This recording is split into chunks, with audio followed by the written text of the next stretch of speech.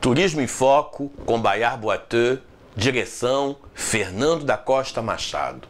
Hoje vamos falar sobre transporte aéreo. Quando nós falamos nas empresas aéreas, a gente tem que entender que existem três grandes grupos de empresas aéreas. As regionais, aquelas que voam em apenas uma determinada região de um país, as nacionais, que voam por todo o território nacional, e as internacionais, que voam para outros países. No caso das empresas internacionais, via de regra, elas têm três classes tarifárias. A primeira classe, a classe executiva e a classe econômica. A classe econômica é aquela que tem o maior número de passageiros. É aquela que permite, sem dúvida alguma, a empresa sobreviver. A empresa não sobrevive com a executiva e com a primeira. Ela sobrevive com a classe econômica. Por isso, a classe econômica tem que ser priorizada. Nós não podemos pensar que as demais classes devem receber uma atenção especial em detrimento da classe econômica. Há uma tendência mundial também para acabar com a primeira classe. E muitas empresas aéreas hoje se resumem a duas classes, a econômica e a executiva. E fizeram da executiva um momento mais especial ainda, uma vez que elas não têm primeira classe. Um exemplo é a TAP Air Portugal, que tem uma das melhores executivas do mundo e com uma característica muito interessante. Todos os produtos ali servidos são produtos portugueses. O espumante é português, os vinhos são portugueses, a comida servida a bordo é portuguesa. Então você, quando viaja na TAP Air Portugal, você já se sente dentro de Portugal. Isso é uma coisa muito importante. Outra também que acabou com a primeira classe foi a Alitalia. Hoje na Alitalia nós só temos duas classes. Poderia citar muitas outras para vocês, mas vou deixar com essas duas europeias. No tocante à primeira classe, em algumas nós temos uma experiência nunca vista.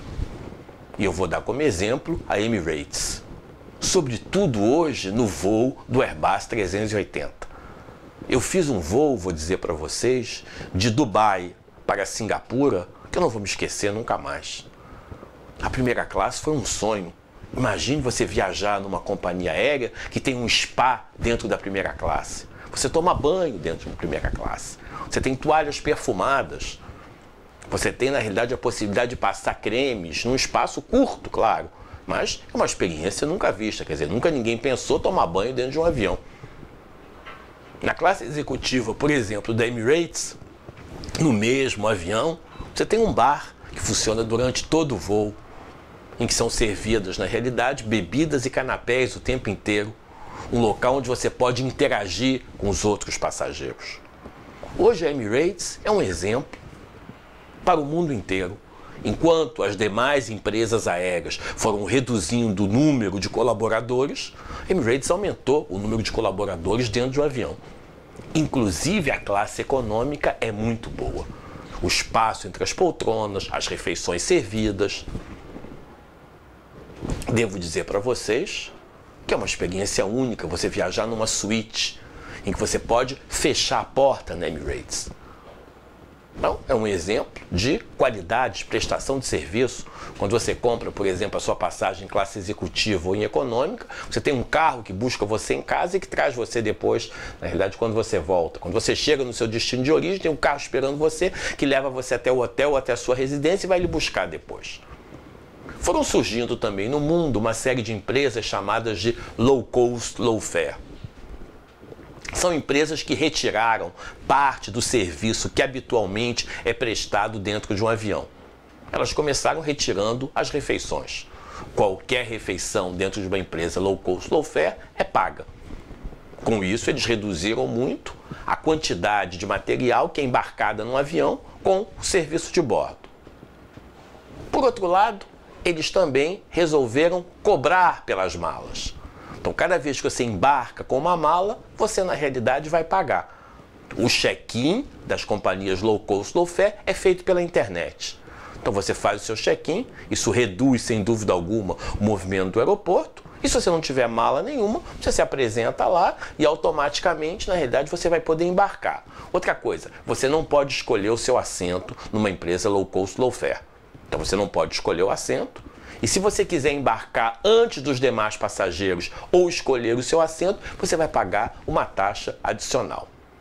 Há uma empresa aérea, inclusive europeia, que está pensando, dessas low cost, low fare, em cobrar pela utilização do banheiro, já que muitas vezes você viaja e não utiliza o toalete do avião. São preços que eu vou dizer para vocês que a gente toma um susto nessas empresas low cost, low fare, como a Ryanair, como a EasyJet. E quanto maior for a antecedência em que você reservar o seu bilhete, mais fácil será de você obter uma tarifa, enfim, que você nunca viu. Voar, por exemplo, de Paris para Londres por 8 euros, fora as taxas de aeroporto, claro. Mas é uma coisa que eu vou dizer para vocês, nunca vista. E normalmente essas empresas aéreas, o que elas fizeram? Elas trabalham também com aeroportos alternativos. Muitas vezes elas não trabalham com os aeroportos principais. Então isso reduz um pouco a taxa de embarque, isso reduz um pouco o gasto que elas teriam na realidade com o avião aterrissando, com o avião na realidade decolando daquele aeroporto. Então a gente tem que tomar cuidado também quando a gente compra um bilhete low cost, low fare, para ver o aeroporto, se ele é muito longe do local onde nós vamos ficar. Partir do pressuposto que eles trabalham também com horários alternativos. Então, muitas vezes, eu outro dia, por exemplo, peguei uma dessas empresas low cost, low fare para fazer um voo de Nice para Paris e o voo saía às 6 e pouco da manhã. Não tinha transporte urbano, tive que tomar um táxi. Na realidade, não tinha ainda café da manhã no hotel, tive que pagar o café da manhã que eu tomei a bordo do avião. Então, se eu colocar o preço que eu gastei do táxi, mais o café da manhã, mais o valor que eu paguei, talvez esse valor seria igual a um voo de uma empresa aérea regular.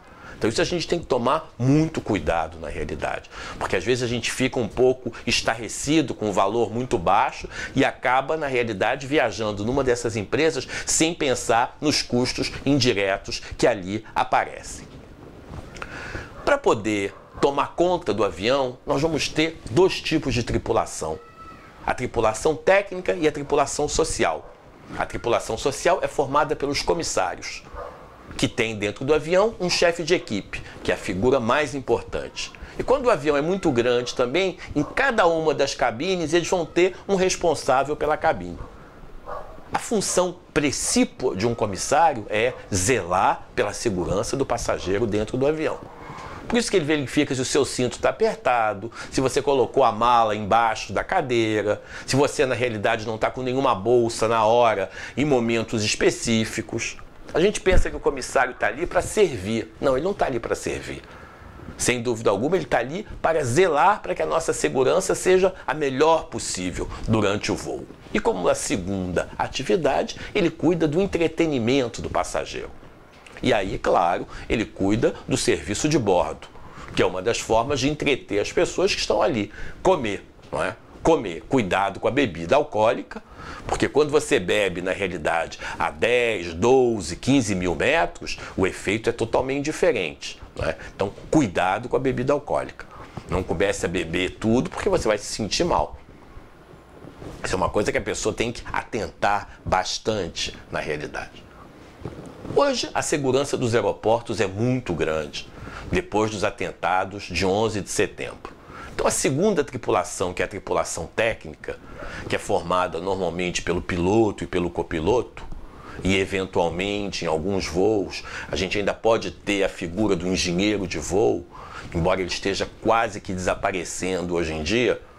Os pilotos e copilotos hoje não podem ter contato mais direto com o passageiro.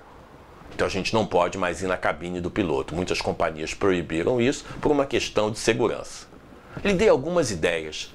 Eu vou, na realidade, criar um segundo Turismo em Foco, falando um pouco mais sobre transporte aéreo. Muito obrigado e até a próxima vez.